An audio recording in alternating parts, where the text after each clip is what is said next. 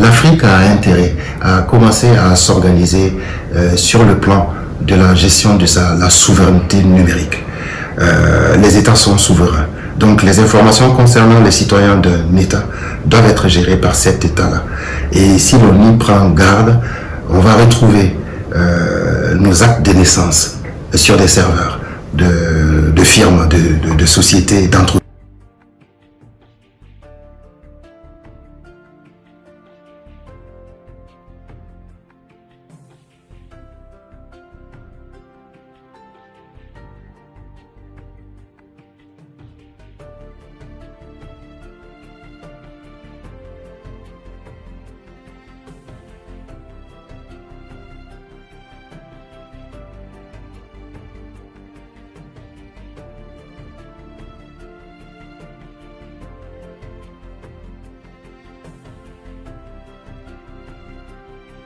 Oui, c'est vrai que WhatsApp a communiqué là-dessus. Ils l'ont dit clairement qu'ils avaient de nouvelles conditions d'utilisation et qu'à partir du 8 février, ceux qui n'auraient pas répondu favorablement à ces nouvelles conditions-là ne pourront plus utiliser l'application WhatsApp.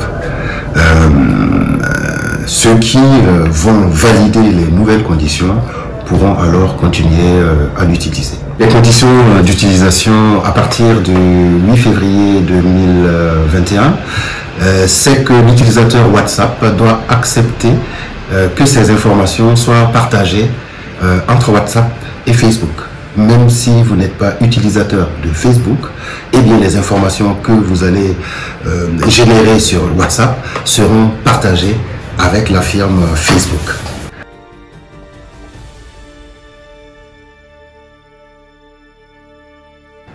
Oui, le respect de la vie privée par les sociétés de type Facebook, Microsoft et consorts est très difficile parce qu'il y a ce qu'on nous dit et puis ce qu'on nous dit pas forcément.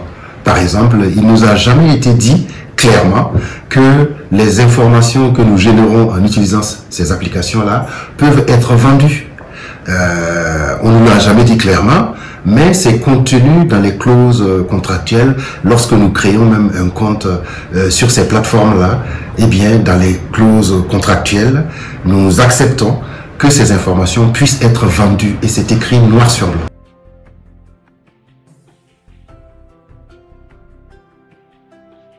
Oui, c'est vrai que je vois que beaucoup de gens migrent vers d'autres applications. Dire que c'est la solution, eh bien, moi je ne dirais pas tout de suite que c'est la solution. Parce que avant de migrer sur une autre plateforme, il faut se poser des questions sur cette plateforme-là. Sinon, c'est quitter une entreprise qui collecte des informations et qui les vend pour une autre entreprise qui collecte des informations et qui les vend. Les autres peuvent faire pareil. Mais en cherchant bien, on peut trouver des sociétés qui ont une certaine déontologie qui consiste à ne pas vendre les données de leurs utilisateurs. Et pour que l'utilisateur s'en rende compte, eh bien, ils ont diffusé les sources de cette application. Ça veut dire que n'importe quel programmeur qui s'y connaît peut aller voir les sources de l'application, c'est-à-dire les entrailles de l'application, et de vérifier si des informations sont échangées avec d'autres partenaires ou avec des serveurs.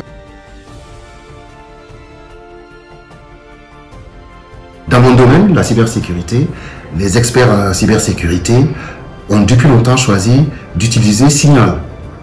Et Signal ou Telegram. Pourquoi? Parce que ces applications sont open source. On peut aller voir le code source et vérifier s'il y a évasion d'informations ou pas. Et donc, voilà.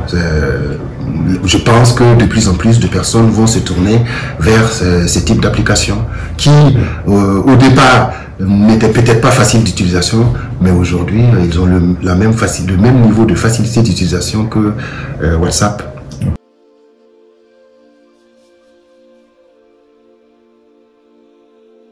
En fait, si l'Europe est exclue, c'est parce que depuis quelques années, l'Union européenne, plus d'autres pays qui ne font même pas partie de l'Union européenne, ont adopté le RGPD. En fait, ce sont des règles d'utilisation, de conservation, de captation des données à caractère personnel, les données d'identification des citoyens. Et ces règles-là ont été partagées à l'Europe. Ils ont imposé aux firmes comme Facebook, Twitter, Yahoo, Google et consorts, ils leur ont imposé ces règles-là et soit ils les acceptent, soit ils refusent l'utilisation de leurs applications par leurs citoyens. Donc ils se sont organisés et ces règles-là n'acceptent pas. Le RGPD ne tolère pas que les informations des consommateurs, des utilisateurs soient partagées, vendues entre des structures telles que Facebook ou WhatsApp. Donc, ils ont été obligés de les exclure. Maintenant, la question pourquoi l'Afrique ne le ferait pas, moi je peux pas répondre, je suis pas politicien, je suis pas un homme politique, je n'ai pas de responsabilité politique, et puis je suis pas un chef d'État, je ne sais pas. Ce que je peux dire, c'est que l'Afrique a intérêt à commencer à s'organiser sur le plan de la gestion de la souveraineté numérique. Les États sont souverains. Donc les informations concernant les citoyens d'un État doivent être gérées par cet État-là. Et si l'on y prend garde, on va retrouver nos actes de naissance sur des serveurs de firmes, de sociétés, d'entreprises étrangères.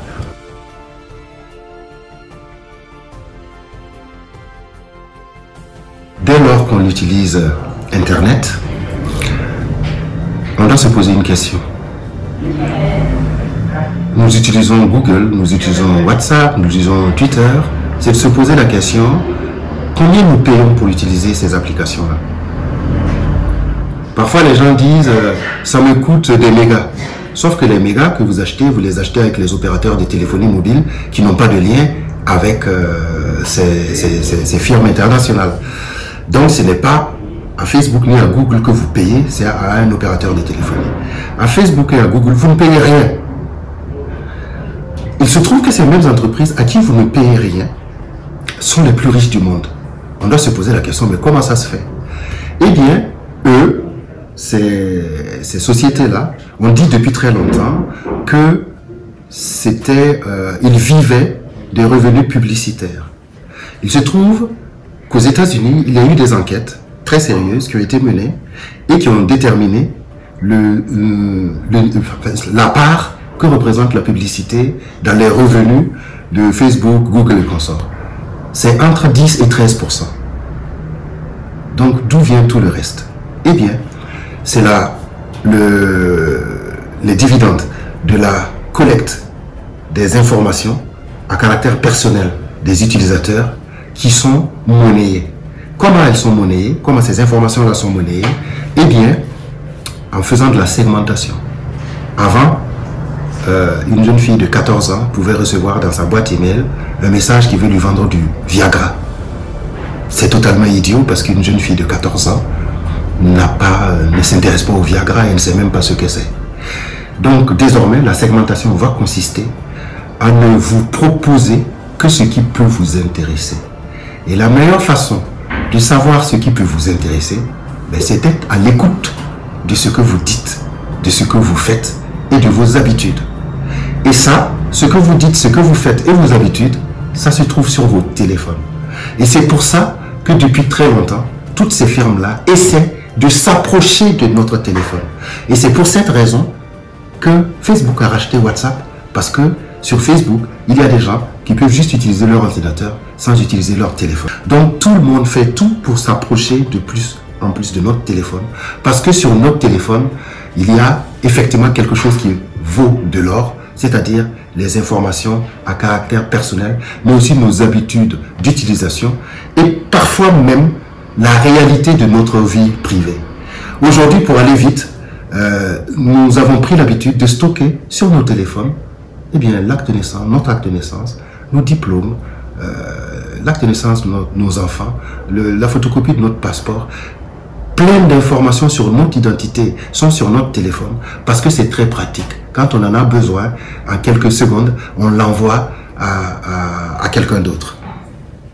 Parfois même à l'administration, même nos échanges avec l'administration, nous préférons avoir notre permis de conduire, la photocopie de notre permis de conduire, toutes ces informations, nous préférons les avoir à portée sur notre téléphone.